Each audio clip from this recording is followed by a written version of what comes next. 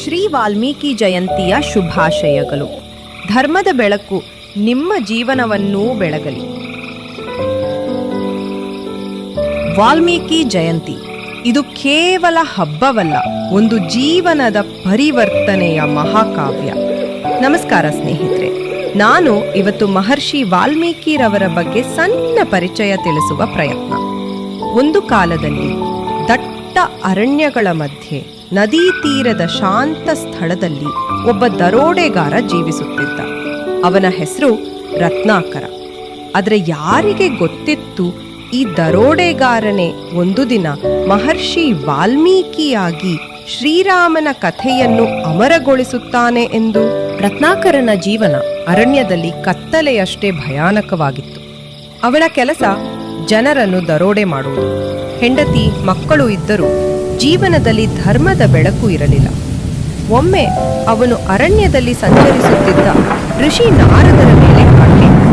ಅವನ ಕತ್ತಿ ಮಿನುಗಿತು.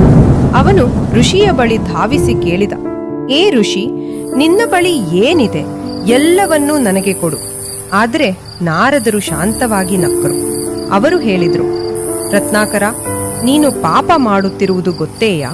ನಿನ್ನ ಕುಟುಂಬ ನಿನ್ನ ಪಾಪದ ಪಾಲುದಾರರಾಗುತ್ತಾರೆಯೇ?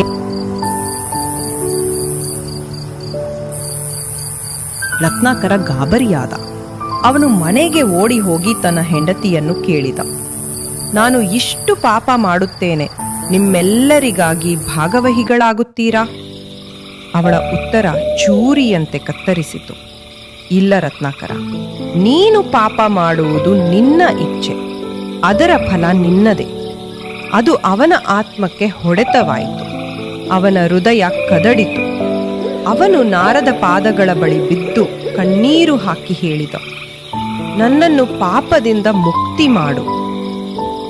ನಾರದರು ಹೇಳಿದರು, ರತ್ನಾಕರ, ರಾಮ ಎಂಬ ನಾಮವನ್ನು ಜಪಿಸು. ಆದರೆ ಅವನ ಪಾಪದ ತೂಕ ಎಷ್ಟೋ ಹೆಚ್ಚಾಗಿತ್ತು. ಅವನ ನಾಲಿಗೆಯಿಂದ ರಾಮ ಎಂಬ ನಾಮವೂ ಹೊರಬರಲಿಲ್ಲ.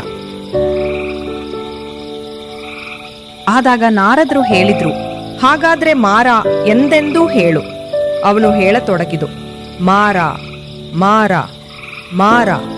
ಅದು ನಿಧಾನವಾಗಿ ರಾಮ ರಾಮ ಆಗಿ ಪರಿವರ್ತನೆಯಾಯಿತು. ಹೀಗೆ ಅವನು ತಪಸ್ಸಿನಲ್ಲಿ ಕುಳಿತುಕೊಂಡ. ವರ್ಷಗಳು ಕಳೆಯಿತು. ಅವನ ದೇಹದ ಮೇಲೆ ಇರುವ ಪರ್ಪಟಗಳಿಂದಲೇ ಆತನ ತಪಸ್ಸಿನ ಆಳ ತಿಳಿಯಿತು. ಅವನ ಸುತ್ತ ಸಿಡಿಲಿಲ್ಲ, ಶಾಂತಿ, ಮೌನ, ಪ್ರಕೃತಿಯ ನಿಸ್ವನ. ಅವನು ಹೊಸ ವ್ಯಕ್ತಿಯಾಗಿ ಪುನರ್ಜನ್ಮ ಪಡೆದ. ನಾರದರು ಮರಳಿ ಬಂದು ನೋಡಿದಾಗ ರತ್ನಾಕರ ಮಹರ್ಷಿಯಾಗಿ ಬದಲಾದಿದ್ದ. ಅವನಿಗೆ ಹೊಸ ಹೆಸರು ತೋರಿಸಲಾಗಿದೆ, ವಾಲ್ಮೀಕಿ. ವಾಲ್ಮೀಕ ಎಂದ್ರೆ ಗೆದ್ದಿಲು ಹುಳುಗಳು ನಿರ್ಮಿಸಿದ ದೊಡ್ಡ ಹುತ್ತ ಅಥವಾ ಮಣ್ಣಿನ ದಿಬ್ಬವನ್ನು ಸೂಚಿಸುತ್ತದೆ.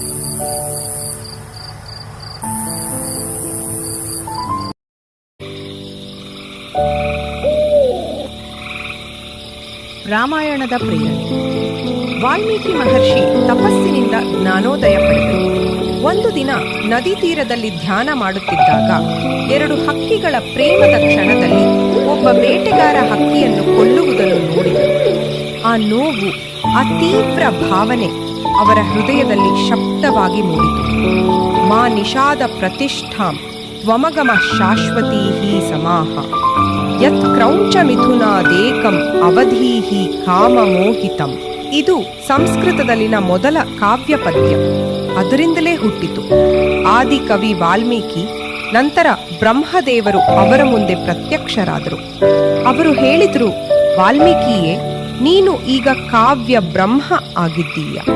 ರಾಮನ ಜೀವನವನ್ನು ಬರೆಯಿ, ಅದು ಯುಗಯುಗಾಂತರಕ್ಕೂ ಜನರ ಧರ್ಮದ ಮಾರ್ಗ ನಡೆಸುತ್ತದೆ. ಹೀಗೆ ಜನ್ಮ ತಾಳಿತು ರಾಮಾಯಣ. ಕೇವಲ ಕಥೆಯಲ್ಲ, ಧರ್ಮದ ದೀಪ. ಅದರಲ್ಲಿ ಪ್ರತಿ ಸಾಲು ಮಾನವ ಜೀವನದ ಪಾಠ.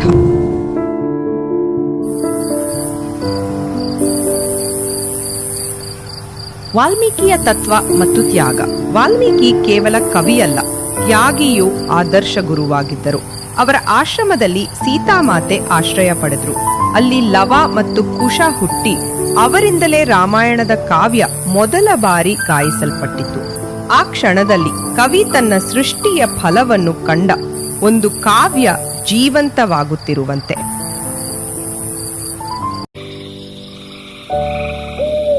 ವಾಲ್ಮೀಕಿ ಜಯಂತಿಯ ಅರ್ಥ. ಇಂದು ನಾವು ಆಚರಿಸುವ ವಾಲ್ಮೀಕಿ ಜಯಂತಿ ಕೇವಲ ಕಾವ್ಯದ ಹುಟ್ಟುಹಬ್ಬವಲ್ಲ, ಇದು ಮಾನವನ ಪರಿವರ್ತನೆಯ ಪ್ರತೀಕ. ಒಬ್ಬ ದರೋಡೆಗಾರನು ಹೇಗೆ ತಪಸ್ಸು, ಭಕ್ತಿ ಮತ್ತು ಜ್ಞಾನದಿಂದ ಮಹರ್ಷಿ ಆಗಬಹುದು ಎಂಬುದು ಅದರ ಸಾರ. ಇದು ನಮ್ಮಲ್ಲಿ ಎಲ್ಲರಿಗೂ ನೆನಪಿಸುತ್ತದೆ, ಎಷ್ಟೇ ಪಾಪದೊಳಗಿದ್ದರೂ ಒಂದು ಕ್ಷಣದಲ್ಲಿ ಬೆಳಕಿನ ದಾರಿ ಹಿಡಿಯಬಹುದು. ವಾಲ್ಮೀಕಿಯ ಜೀವನ ನಂಬಿಕೆ ಮತ್ತು ಧರ್ಮದತ್ತ ನಮ್ಮನ್ನು ಕರೆದೊಯ್ಯುತ್ತದೆ. ಒಮ್ಮೆ ಕತ್ತಲೆಯಲ್ಲಿದ್ದ ವ್ಯಕ್ತಿ ಇಂದಿನವರೆಗೂ ಬೆಳಕಿನ ಪ್ರತೀಕನಾಗಿ ಉಳಿದಿದ್ದಾನೆ. ಅವನ ಕೇವಲ ಕತೆ ಕಾವ್ಯವಲ್ಲ, ಅದು ಮಾನವ ಜೀವನದ ಪ್ರತಿಬಿಂಬ. ಅವನು ನಮಗೆ ಕಲಿಸಿತು ಏನು ಗೊತ್ತಾ? ಪಾಪದಿಂದ ಪರಿವರ್ತನೆ ಸಾಧ್ಯ, ಆದರೆ ಧರ್ಮದ ದಾರಿ ಹಿಡಿಯಬೇಕಾದರೆ ನಿಷ್ಠೆ ಅಗತ್ಯ. ಅದೇ ವಾಲ್ಮೀಕಿಯ ಸಂದೇಶ. ಶ್ರೀ ವಾಲ್ಮೀಕಿ ಜಯಂತಿಯ ಶುಭಾಶಯಗಳು. ಧರ್ಮದ ಬೆಳಕು ನಿಮ್ಮ ಜೀವನವನ್ನೂ ಬೆಳಗಲಿ.